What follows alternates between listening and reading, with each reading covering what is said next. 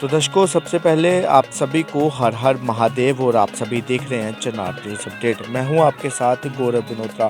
फिलहाल आज हम आपको लेकर जा रहे हैं बाबा बर्फानी जी के अमरनाथ धाम में। इस वक्त ये तस्वीरें हम आप लोगों को जम्मू कश्मीर के नेशनल राजमार्ग की बताने का प्रयास कर रहे हैं। फिलहाल यात्रा जो है वो जम्मू से इस वक्त निकल चुकी है। वहीं अगर हम बात करें तो जगह जगह पर अगर हम बात करें तो वेल फोर्सेस को तैनात किया गया है। कड़ी सुरक्षा जो है वो कहीं ना कहीं यहाँ पर श्रद्धालुओं के इंतज़ाम के लिए बढ़ाई गई है। फिलहाल अगर हम वहीं पर बात करें तो श्रद्धालुओं के खाने पीने के लिए जगह जगह पर लंगर की व्यवस्था जो है वो भी यहाँ पर ज़रूर की गई है, ताकि किसी भी श्रद्धालु को किसी भी प्रकार की कोई भी परेशानी का सामना जो है वो ना करना पड़े। फिलहाल आज हम आप लोगों को बाबा बर्फानी जी के अमरनाथ गुफा के दर्शन भी करवाएंगे और इसी के साथ क्या पूरी महानता है भगवान श्री अमरनाथ गुफा जी की, वो भी हम आप लोगों के सामने जो है वो ज़रूर रखने का प्रयास करेंगे। फिलहाल इसी के साथ आपको लेकर चलते हैं आज बाबा बर्फानी जी की अमरनाथ धाम में।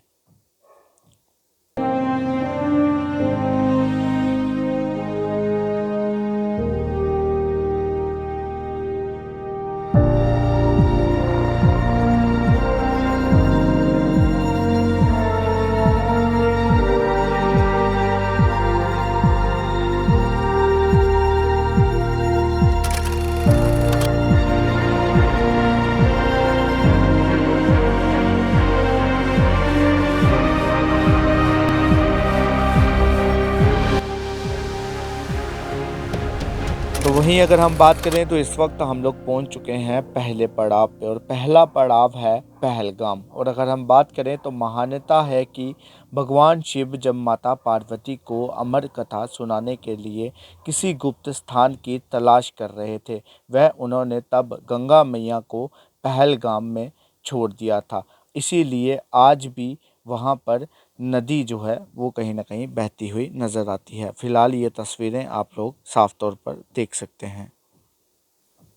और वहीं अगर हम पहलगाम की बात करें तो तस्वीरों में आप देख सकते हैं गंगा मैया आपको जो है वो यहाँ पर नज़र आएंगे और इसी के साथ ऊंचे ऊंचे पर्वतों के बीच बादल जो हैं वो कहीं ना कहीं आपको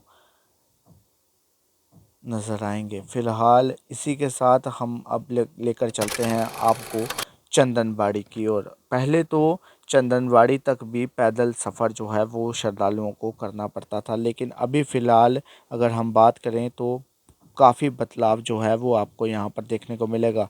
फ़िलहाल दूसरे पड़ाव अगर हम चंदनबाड़ी की बात करें तो महानता है कि थोड़ी दूरी पर जाकर भगवान शिव ने अपनी जटाओं से विराजमान चंद्रमा को अलग कर दिया था। इसी स्थान पर उन्होंने अपने माथे पर लगी चंदन और बभूत को भी उतार दिया था। इसीलिए इस जगह को चंदनवाड़ी के नाम से जाना जाता है।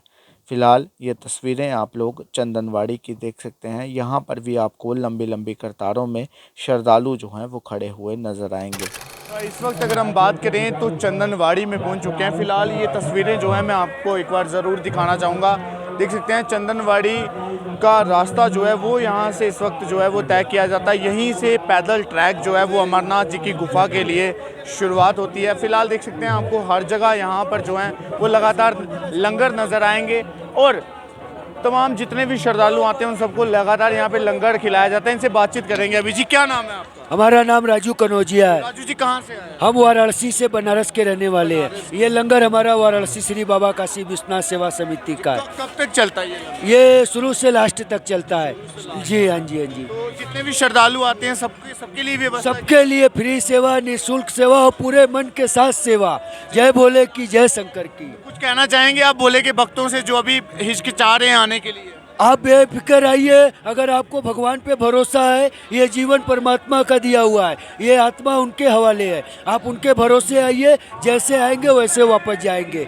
नो डरिए। अभी फिलहाल क्या क्या लगाया गया है? हम लोग यहाँ हर चीज़ पर डे कुछ न कुछ बदल के जो मेनू हमको दिया गया है वही खिलाते हैं। आज के मेन्यू में आज के मेनू में पाव भाजी है, इडली है, सूप है, पोहा है, चने है, चाय है और हम लोगों का मशहूर बनारसी पान, जो बनारस की शान है वो बनारस का पान है। और व्रत वालों, उपवास वालों के लिए फलाहार की व्यवस्था है। तो बिल्कुल आपने ऐसी चीज़ें कभी भी किसी शादी में नहीं खाई होंगी जो चीज़ें आपको यहाँ पर परोसी जाएंगी, दी जाएंगी। फिलहाल जिस बनारसी पान की ये बात कर रहे हैं, क्योंकि बनारस का पान जो है वो काफ़ी ज़्यादा फेमस है, तो बनारस का बनारसी पान भी आपको ज़रूर यहाँ पर मिलेगा। फिलहाल इनसे बात करेंगे हम। जी, क्या नाम है आपका? वीरेंद्र सिंह वीरनाथ जी, आप हर साल इसी प्रकार से पान लगाते हैं यहाँ? जी, पिछले कितने सालों से लगा रहे हैं? करीब 20 साल से हो गया। से 22 साल से? जी। अच्छा, 22 साल से आप इसी प्रकार से सेवा जी जी जी तो लगभग कितने श्रद्धालुओं के लिए एक दिन में आप पान बनाते हैं? लमसम न 3000 2000। सभी यात्री तो खाते नहीं हैं, बहुत लोग मीठा पान बनारस का जो है बनारस का जी, फेमस जी, पान फेमस है। पान है, तो मीठा। बिल्कुल मैंने आपको बताया जिस प्रकार से कि जो पकवान आपको शादी में नहीं मिलेंगे वो चीज़ें आपको यहाँ पर ज़रूर मिलेंगी। और अभी फ़िलहाल ये शुरुआत थी, अभी आगे बाबा बर्फानी जी के दरबार में क्या कुछ चमत्कार देखने को मिलते हैं वो भी हम आप लोगों को ज़रूर बताएंगे। और यहीं से अभी फ़िलहाल हम लोगों का पैदल ट्रैक जो है वो यहाँ से शुरू होता है। अब फ़िलहाल सीधा आपको ऊपर लेकर चलते हैं और ऊपर बाबा बर्फानी जी के दर्शन आप लोगों को करवाएंगे। और इसी के साथ जितने भी पड़ाव इस वक्त ट्रैकिंग में आएंगे वो सब पड़ाव जो है वो आप लोगों को हम अपने चैनल के माध्यम से ज़रूर बताने का प्रयास करेंगे। इसी के साथ आप एंड तक वीडियो में ज़रूर बने रहिएगा।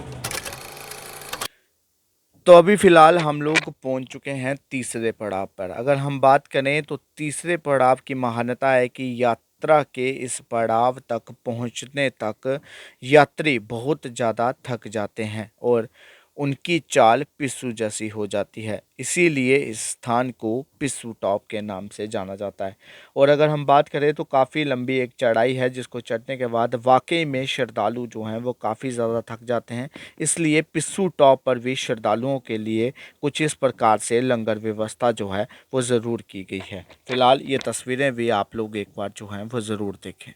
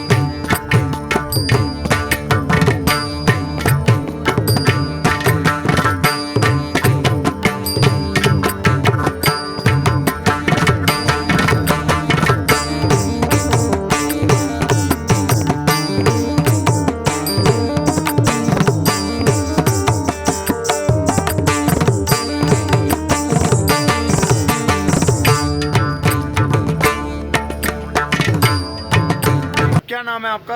विनोद राठौर, जी, राठौर साहब कहाँ से आए हैं आप? गाजियाबाद। गाजियाबाद से। तो ये किस जगह पे लंगर लगाया आपने? ये पिस्सू टॉप पे, पिस्सू टॉप पे। तो कब से लगा हुआ है लंगर? ये 11 साल से लगता आ रहा है। सर कब से लंगर लगा रहे हैं आप? ये 11 साल से लग रहा है लंगर। 11 साल से। तो ये कब तक रहता है? पूरी यात्रा में रहता है, जब तक यात्रा लास्ट होती है छड़ी तक रहता है। पिस्सू टॉप पे। हाँ, पिस्सू टॉप पे। कोई श्रद्धालुओं को मैसेज देना चाहें आप हमारे चैनल? हम कहना चाहे जहाँ संख्या में आए, बाबा के दर्शन करें, अपने सबकी मनोकामना पूरी करें बाबा। जी, हर साल आप लंगर लगाते हैं? सर लगाते हैं। ऐसी क्या आपने लीला देखी भोले बाबा की जो आप इतने मतलब कि उनकी लीला में खो गए कि आप हर साल उनकी यात्रा में यहाँ पे लंगर की व्यवस्था करते हैं? बाबा का आदेश होता है। बाबा के आदेश।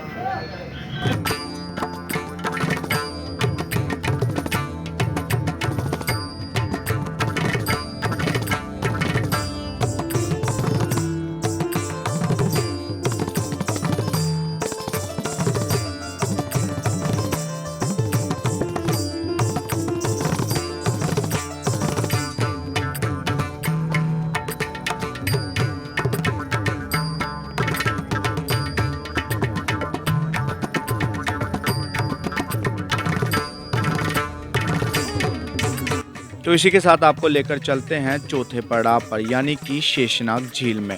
शेषनाग झील की अगर हम बात करें तो मान्यता है कि शेषनाग झील में शेषनाग का वास है और कई लोगों ने इस पर टिप्पणियां भी की हैं। वहीं अगर हम बात करें तो यात्रा के दौरान यहाँ महादेव ने अपने गले से सर्प को उतार दिया था, जिसके चलते हुए कहा जाता है कि आज भी भगवान शेषनाग इस झील के अंदर विराजमान हैं। झील की अगर हम बनावट की बात करें तो ऐसा लगता है कि झील की बनावट एकदम शेषनाग भगवान की तरह जो है वो की गई है, मानो शेषनाग फन फैलाकर बैठे हों। बिल्कुल ऐसे झील आपको जो है वो यहाँ पर देखने को मिलेगी। आपको लगेगा कि शेषनाग भगवान जैसे आज भी इस झील के अंदर विराजमान हो, और कई लोगों ने इस पर अलग अलग टिप्पणियाँ भी की हैं, लेकिन चौथा पड़ाव आपको शेषनाग झील भी ज़रूर रास्ते में देखने को मिलेगा। और वहीं अगर हम बात करें तो शेषनाग झील में भी तमाम वेल फोर्सेस के पुख्ते इंतज़ाम जो हैं वो कहीं ना कहीं श्रद्धालुओं की व्यवस्था के लिए ज़रूर किए गए हैं। फ़िलहाल ड्रोन जो है वो भी यहाँ पर ज़रूर लगाए गए थे, ताकि आने जाने वाले हर श्रद्धालु पर नज़र जो है वो दूरी से ही रखी जा सके। फ़िलहाल ये तस्वीरें हम लोग आप लोगों को शेषनाग झील की बताने का प्रयास कर रहे हैं। बेहद खूबसूरत शानदार नज़ारा आपको शेषनाग झील में देखने को नज़र आएगा, क्योंकि ऊंची ऊंची पर्वत की चोटियां और उनके बीच में बादल, और बादल में बर्फ़ जैसे बर्फीले पहाड़ जो हैं वो भी आपको ज़रूर देखने को मिलेंगे। तो वहीं पांचवा पड़ाव आता है गणेश टॉप। अगर हम गणेश टॉप की बात करें तो मान्यता है कि महागुंज पर्वत पर भोलेनाथ ने अपने पुत्र गणेश को बिठा दिया था, इसीलिए इस स्थान को गणेश टॉप पर्वत के नाम से भी जाना जाता है। फिलहाल बेहद ऊंची चोटी जो है वो यहाँ पर भी श्रद्धालुओं को चढ़ने पड़ती है। फिलहाल गणेश टॉप की ऊंचाई की अगर हम बात करें तो गणेश टॉप काफ़ी ज़्यादा ऊंचाई पर स्थित है। और वहीं अगर हम बात करें तो पुष्पत्री लंगर जो है वो यहाँ पर आपको ज़रूर देखने को मिलेगा। पुष्पत्री लंगर की अगर हम बात करें तो बेहद शानदार भंडारा यहाँ पर जो है वो हर साल लगाया जाता है। दिल्ली की एक टीम जो है वो यहाँ पर आकर हर साल लंगर लगाती है। बेहद शानदार तरीके से लंगर के पंडाल को जो है वो सजाया जाता है। वहीं अगर हम बात करें तो खान पान के लिए काफ़ी ज़्यादा व्यवस्था पुष्पत्री लंगर में श्रद्धालुओं के लिए की जाती है। वहीं अगर हम बात करें तो भगवान भोलेनाथ की बेहद शानदार मूर्तियाँ, शिव परिवार की मूर्तियों को तस्वीरों में साफ तौर पर देखा। अगर हम आपको बता दें तो बहुत सारी चीज़ें जो हैं वो आप लोगों के लिए खान पान के लिए यहाँ पर ज़रूर रखी जाएंगी। वहीं आरती के समय अगर हम बात करें तो आरती के समय वहाँ पर पर्वत जो है वो कहीं ना कहीं आपको चमकते हुए नज़र आएंगे। यकीन मानो जैसे सोने की तरह पर्वत जो है वो आपको चमकते हुए नज़र आएंगे। और यहीं से कुछ देर दूरी में भगवान भोलेनाथ जी की वो प्राचीन गुफा है जिसके लिए श्रद्धालु पैदल सफ़र करते हुए चलते हैं। फिलहाल पुष्पत्री में रहने के लिए कुछ व्यवस्था जो है वो आपको इस प्रकार में मिलेगी, जिसका अगर हम बात करें तो 1 रुपया भी आपसे जो है वो नहीं लिया जाएगा, क्योंकि पुष्पत्री के लंगरदारों का कहना है कि हम लोग भगवान भोलेनाथ की सेवा के लिए यहाँ पर दिन रात रहते हैं, इसीलिए हम किसी भी श्रद्धालु से 1 रुपया भी नहीं लेते। वहीं कुछ दूरी से आपको चलकर भगवान भोलेनाथ जी की वो प्राचीन प्रसिद्ध गुफा मिलेगी, जिसके दर्शन के लिए आपको ताबले होंगे। वहीं अगर हम बात करें तो बाबा बर्फानी जी के अमरनाथ धाम की ये तस्वीरें आप लोग साफ तौर पर देख सकते हैं। बाबा बर्फानी जी के अमरनाथ धाम पर पहुंचने के लिए आपको कई ग्लेशियर भी जो है वो पार करने होंगे। ग्लेशियर पार करने के बाद आप बाबा बर्फानी जी की अमरनाथ गुफा तक पहुंच पाएंगे। और गुफा, यकीन मानिए, गुफा में पहुंचते ही सारी थकावट जो है वो आप लोगों की दूर हो जाएगी। फिलहाल ये दर्शन बाबा बर्फानी जी की अमरनाथ गुफा से।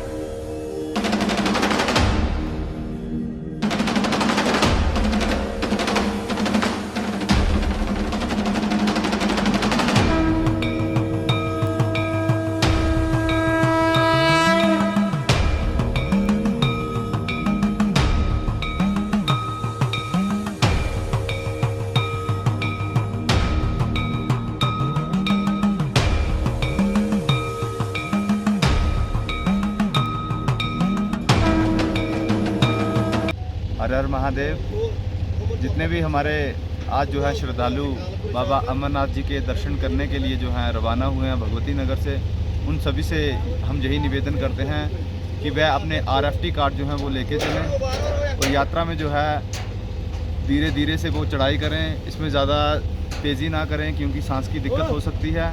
और हम यहाँ पे इतने मतलब उत्साह से बैठे हुए हैं कि जितने भी यात्री आएंगे हम उन्हें बड़े आराम से बाबा जी के दर्शन कराएंगे, पूजन करवाएंगे। हम सभी से यही निवेदन करते हैं कि वो यात्रा में किसी भी प्रकार का कोई ऐसा कार्य ना करे जिसमें अव्यवस्था हो। सभी बड़े आराम से और बड़े श्रद्धा से जो है बाबा जी को प्रणाम करेंगे, उनसे आशीर्वाद लेंगे।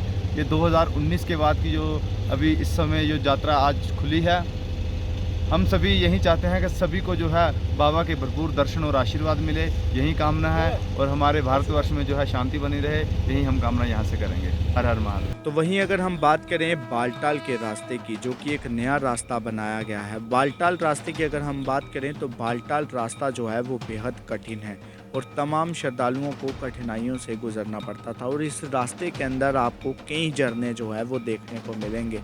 बेहद खूबसूरत ये रास्ता जो है वो आपको देखने को मिलेगा। और वहीं अगर हम बात करें तो रात के समय में भी आप इस रास्ते से ट्रैक जो है वो आराम से कर पाएंगे, क्योंकि दिल्ली के एक सेवक की ओर से इस पूरे रास्ते पे लाइटिंग व्यवस्था जो है वो तमाम श्रद्धालुओं के लिए ज़रूर की गई हैं। और उसी के बाद आप पहुंचेंगे बालटाल में, जहां पर आपको भगवान शिव की ये बेहद खूबसूरत तस्वीर देखने को मिलेगी। और इसी के साथ बालटाल में भी आपके लिए लंगर व्यवस्था जो है वो ज़रूर मिलेगी।